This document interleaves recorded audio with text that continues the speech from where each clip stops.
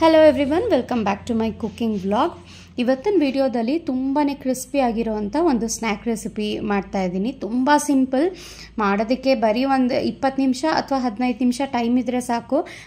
ಆದರೆ ಇದನ್ನು ಒಂದು ಸಲ ಮಾಡಿಟ್ಕೊಂಡ್ರೆ ಒಂದು 15 ಡೇಸ್ ತನಕ ಸ್ಟೋರ್ ಮಾಡಿ ಇಟ್ಕೋಬೋದು. ನಾವು ಪುರಿ ಒಗ್ಗರಣೆ ಯಾವ ರೀತಿ ಮಾಡ್ತೀವಿ ನೋಡಿ, ಅದೇ ರೀತಿ ಇಲ್ಲಿ ಕಾರ್ನ್ ಫ್ಲೇಕ್ಸ್ ಅಂತ ಸಿಗುತ್ತೆ. ಹೊರಗಡೆ ಮಾರ್ಕೆಟಲ್ಲೂ ಸಿಗುತ್ತೆ, ಅಂಗಡಿಗಳಲ್ಲೂ ಸಿಗುತ್ತೆ. ಎಲ್ಲ ಕಡೆ ಈ ರೀತಿ ಕಾರ್ನ್ ಫ್ಲೇಕ್ಸ್ ಕೊಡಿ, ಎಣ್ಣೆಗೆ ಹಾಕಿ ಕರಿಯೋವಂಥದ್ದು ಅಂತ ಅಂದರೆ ಕೊಡ್ತಾರೆ. ಇದನ್ನು ಒಂದು 1/4 kg ಅರ್ಧ kg ತಂದಿಟ್ಕೊಂಡ್ರೆ ಅವಾಗವಾಗ ಫ್ರೈ ಮಾಡಿ ತೆಗೆದು ನಾವು ಒಳ್ಳೆ ಒಂದು ಸ್ನ್ಯಾಕ್ ರೆಸಿಪಿಯನ್ನು ಮಾಡ್ಬೋದು. ಇದರಲ್ಲಿ ಚುರ್ಮುರಿನೂ ಸಹ ಮಾಡ್ತಾರೆ, ಸಖತ್ ಟೇಸ್ಟ್ ಆಗಿರುತ್ತೆ. ಅದಂತೂ ನನಗೆ ತುಂಬಾ ಇಷ್ಟ. ಇವಾಗ ಎಷ್ಟು ಬೇಕೋ ಅಷ್ಟು ಕಾರ್ನ್ ಇದನ್ನು ಫ್ಲೇಕ್ಸ್ನ ತೆಗೆದಿಟ್ಕೊಂಡಿದ್ದೀನಿ. ಮೊದಲಿಗೆ ಬಾಣಲೆಗೆ ನಾನು 1 ಟೇಬಲ್ ಸ್ಪೂನ್ ಎಣ್ಣೆ ಹಾಕಿ ಇದಕ್ಕೆ ಒಂದು 3 ರಿಂದ 4 ಟೇಬಲ್ ಸ್ಪೂನ್ ಆಗೋಷ್ಟು ಕಡಲೆ ಬೀಜ ತೊಗೊಂಡಿದ್ದೀನಿ. ಕಡಲೆ ಬೀಜ ಚೆನ್ನಾಗಿ ಮೀಡಿಯಮ್ ಫ್ಲೇಮ್ನಲ್ಲಿ ಸ್ವಲ್ಪ ಹೊಂಬಣ್ಣ ಬರೋವರೆಗೆ ಫ್ರೈ ಮಾಡಿ ತೆಗೆದಿಟ್ಕೊಳ್ಳಿ. ನಾನಿಲ್ಲಿ ಒಂದು ಮಿಕ್ಸಿಂಗ್ ಬೌಲ್ ತೊಗೊಂಡು ಅದಕ್ಕೆ ಡೈರೆಕ್ಟಾಗಿ ಈ ಕಡಲೆ ಬೀಜನ ಹಾಕೋತಾ ಇದ್ದೀನಿ. ಕಡಲೆ ಬೀಜ ಫ್ರೈ ಆದ ನಂತರ ಅದೇ ಎಣ್ಣೆ ಇರುತ್ತೆ ನೋಡಿ, ಅದಕ್ಕೇನೆ ಈ ಕೊಬ್ಬರಿ ಏನು ಕಟ್ ಮಾಡಿ ಇಟ್ಕೊಂಡಿದ್ನಲ್ಲ, ಒಂದು ಅರ್ಧ ಹೋಳಾಗೋಷ್ಟು ಕೊಬ್ಬರಿ, ಒಣ ಕೊಬ್ಬರಿನ ನಾನು ತಿನ್ನಾಗಿ ಸ್ಲೈಸಸ್ ಆಗಿ ಕಟ್ ಮಾಡಿ ಇಟ್ಕೊಂಡಿದ್ದೆ. ಈ ಕೊಬ್ಬರಿನೂ ಅಷ್ಟೇ ತುಂಬ ಲೋ ಫ್ಲೇಮ್ನಲ್ಲಿ ಚೆನ್ನಾಗಿ ಕಲರ್ ಬರೋವರೆಗೂ ಫ್ರೈ ಮಾಡಬೇಕು. ಇದಂತೂ ಫ್ರೈ ಮಾಡಿರೋವಂಥ ಕೊಬ್ಬರಿ ಇದ್ರ ಕಾರ್ನ್ಫ್ಲೇಕ್ಸ್ ಮಧ್ಯದಲ್ಲಿ ತಿನ್ನೋದಕ್ಕೆ ಸಖತ್ತಾಗಿರುತ್ತೆ ಟೇಸ್ಟು.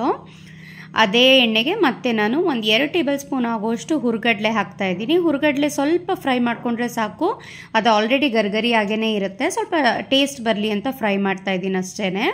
ಇದಕ್ಕೆ ಒಂದು 3 ರಿಂದ 4 ಗರಿ ಆಗೋಷ್ಟು ಕರಿಬೇವನ್ನು ಸಹ ಹಾಕಿ, ಕರಿಬೇವೆಲ್ಲ ಚೆನ್ನಾಗಿ ಫ್ರೈ ಆಗಬೇಕು. ಅಂದರೆ ಈಗ ಮುರಿದ ತಕ್ಷಣ ಕ್ರಿಸ್ಪಾಗಿ ಪುಡಿ ಪುಡಿ ಆಗೋ ರೀತಿಯಲ್ಲಿ ಫ್ರೈ ಮಾಡಿಕೊಂಡು ಇದನ್ನು ಅಷ್ಟೇ ನಾನೊಂದು ಮಿಕ್ಸಿಂಗ್ ಬೌಲ್ನಲ್ಲಿ ಟ್ರಾನ್ಸ್ಫರ್ ಮಾಡ್ಕೋತಾ ಇದ್ದೀನಿ. ಎಲ್ಲವನ್ನು ಒಟ್ಟಿಗೆ ಹಾಕಿ ಮಾಡ್ಕೋಬೋದು, ಆದರೆ ಕಡಲೆ ಬೀಜ ಬೇಯೋದಕ್ಕೆ ಸ್ವಲ್ಪ ಟೈಮ್ ತೊಗೊಳುತ್ತೆ. ಇನ್ನು ಮಿಕ್ಕಿದ್ದೆಲ್ಲ ಬೇಗ ಸೀದೋಗ್ಬಿಡುತ್ತೆ. ಹಾಗಾಗಿ ನಾನು ಒಂದೊಂದೇ ಪದಾರ್ಥಗಳನ್ನ ಸಪ್ರೇಟಾಗಿ ಫ್ರೈ ಮಾಡಿ ತೆಗೆದಿಟ್ಕೊಂಡಿದ್ದೀನಿ. ಇವಾಗ ಅದೇ ಪ್ಯಾನ್ಗೆ ಸ್ವಲ್ಪ ಎಣ್ಣೆ ಇನ್ನೊಂದು ಸ್ವಲ್ಪ ಹಾಕಿ ಚೆನ್ನಾಗಿ ಬಿಸಿ ಆದ ನಂತರ ಈ ಕಾರ್ನ್ ಫ್ಲೇಕ್ಸ್ ಏನು ತೆಗೆದಿಟ್ಕೊಂಡಿದ್ನಲ್ಲ ಅದನ್ನು ಒಂದೊಂದೇ ಹಿಡಿ ಆಗುವಷ್ಟು ಹಾಕಿ ಜಸ್ಟ್ ಈಗ ಹಾಕ್ತಿದ್ದ ಹಾಗೇ ಅದು ಅರಳ್ಕೊಳ್ಳುತ್ತೆ ಎಣ್ಣೆನಲ್ಲಿ. ಈ ಕಾರ್ನ್ ಫ್ಲೇಕ್ಸ್ನ ತೆಗೆದು ಒಂದು ಸ್ಟ್ರೈನರ್ಗೆ ಹಾಕಿ ಒಂದು 2 ನಿಮಿಷ ಬಿಡಿ. 2 ನಿಮಿಷ ಆಗ್ತಿದ್ದ ಹಾಗೆ ಈ ಮೊದಲೇ ಎಲ್ಲ ಪದಾರ್ಥನೂ ಫ್ರೈ ಮಾಡಿ ತೆಗೆದಿಟ್ಕೊಂಡಿದ್ನಲ್ಲ ಅದರೊಟ್ಟಿಗೆ ಹಾಕಿ ಮಿಕ್ಸ್ ಮಾಡ್ತಾ ಇದ್ದೀನಿ. ಡೈರೆಕ್ಟಾಗಿ ಅದಕ್ಕೆ ಹಾಕ್ತಾ ಬಂದರೆ ಇದೊಂದು ಸ್ವಲ್ಪ ಎಣ್ಣೆ ಹೀರ್ದಂಗೆ ಆಗಿರುತ್ತೆ. ಸೊ ಹಾಗಾಗಿ ಒಂದು 2 ನಿಮಿಷ ಬಿಟ್ಟು ಆನಂತರ ನಾವು ಮಿಕ್ಕಿದ ಪದಾರ್ಥದ ಜೊತೆ ಮಿಕ್ಸ್ ಮಾಡಿದ್ರೆ ಚೆನ್ನಾಗಿರುತ್ತೆ. ಇಲ್ಲ ನಿಮಗೆ ತುಂಬ ಎಣ್ಣೆ ಥರ ಆಗ್ತಾ ಇದೆ ಅಂದರೆ ಒಂದು ಟಿಶ್ಯೂ ಪೇಪರ್ ಮೇಲೆ ಈ ಫ್ರೈ ಮಾಡಿರೋ ಅಂಥದ್ದನ್ನೆಲ್ಲನೂ ಹಾಕ್ಬಿಟ್ಟು ಅದೊಂದು ಸ್ವಲ್ಪ ಎಣ್ಣೆ ಎಲ್ಲ ಹೋದ ನಂತರ ಎಲ್ಲವನ್ನು ಒಟ್ಟಿಗೆ ಮಿಕ್ಸ್ ಮಾಡಿ. ಇವಾಗ ಅಷ್ಟು ಕಾರ್ನ್ಫ್ಲೇಕ್ಸ್ನ ನಾನು ಫ್ರೈ ಮಾಡಿ ತೆಗೆದಿಟ್ಕೊಂಡಿದ್ದೀನಿ. ಈಗ ಮಿಕ್ಕಿದ ಮಸಾಲೆ, ಡ್ರೈ ಮಸಾಲೆಗಳನ್ನ ಮಿಕ್ಸ್ ಮಾಡ್ತಾ ಹೋಗೋಣ. ಇಲ್ಲಿ ಒಂದು 2 ಟೀ ಸ್ಪೂನ್ ಆಗುವಷ್ಟು ಇಂಗಿನ ಪುಡಿ ಸೇರಿಸಿದ್ದೀನಿ.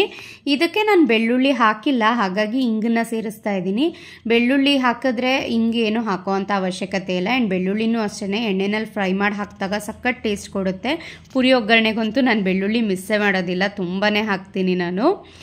ಒಂದು 1/4 ಚಮಚ ಆಗೋಷ್ಟು ಅರಿಶಿನ ಪುಡಿ, ರುಚಿಗೆ ಉಪ್ಪು, ಹಾಗೆಯೇ ರೆಡ್ ಚಿಲ್ಲಿ ಪೌಡರ್, ಇದು ಮನೆಯಲ್ಲೇ ಮಾಡಿಟ್ಕೊಂಡಿರೋವಂಥ ರೆಡ್ ಚಿಲ್ಲಿ ಪೌಡರ್ ಒಂದು ಅರ್ಧ ಚಮಚ ನೋಡಿಕೊಂಡು ಖಾರಕ್ಕೆ ಎಷ್ಟು ಬೇಕೋ ಅಷ್ಟು ಹಾಕೋತಾ ಇದ್ದೀನಿ ನಾನು. ರೆಡ್ ಚಿಲ್ಲಿ ಪೌಡರ್ ಬದಲಾಗಿ ನೀವು ಬೇಳೆ ಸಾಂಬಾರು ಪುಡಿ ಇದ್ದರೆ ಅದನ್ನಾದರೂ ಹಾಕೋಬೋದು, ಅದೂ ಒಳ್ಳೆ ಟೇಸ್ಟ್ ಕೊಡುತ್ತೆ.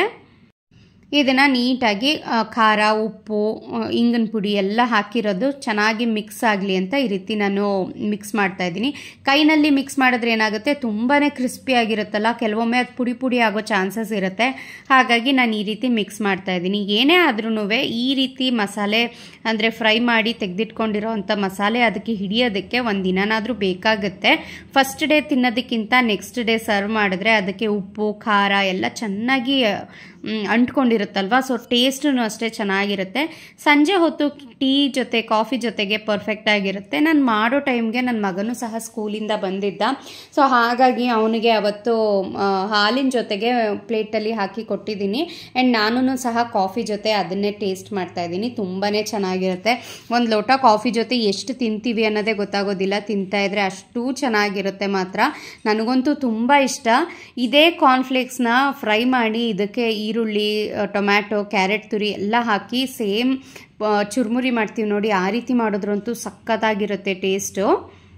ಇದೆಲ್ಲ ಮಸಾಲೆ ಹಾಕಿದ ನಂತರ ಒಂದು ಅರ್ಧ ಗಂಟೆ ಮುಕ್ಕಾಲು ಗಂಟೆ ನಾನು ಹಾಗೇ ಬಿಟ್ಟಿದ್ದೆ, ಸ್ವಲ್ಪ ಎಲ್ಲ ಪದಾರ್ಥ ತಣ್ಣಗಾಗಲಿ ಅಂತ. ತಣ್ಣಗಾದ ನಂತರ ಈ ರೀತಿ ಯಾವುದಾದ್ರೂ ಒಂದು ಏರ್ ಟೈಟ್ ಬಾಕ್ಸಿಗೆ ಹಾಕಿಟ್ಕೊಂಡ್ರೆ ಒಂದು ವಾರ ತನಕ ನಾವು ಆರಾಮಾಗಿ ತಿಂತಾ ಇರ್ಬೋದು. ಯಾರಾದರೂ ಗೆಸ್ಟ್ ಬಂದ್ರೂ ಅಷ್ಟೇ ಕಾಫಿ ಜೊತೆಗೆ ದಿಢೀರಾಗಿ ಮಾಡಿ ಕೊಡ್ಬೋದು. ನೀವೂ ಸಹ ಟ್ರೈ ಮಾಡಿ ಹೇಗೆ ಬಂತು ಅಂತ ನನಗೆ ತಿಳಿಸಿ. Thank you.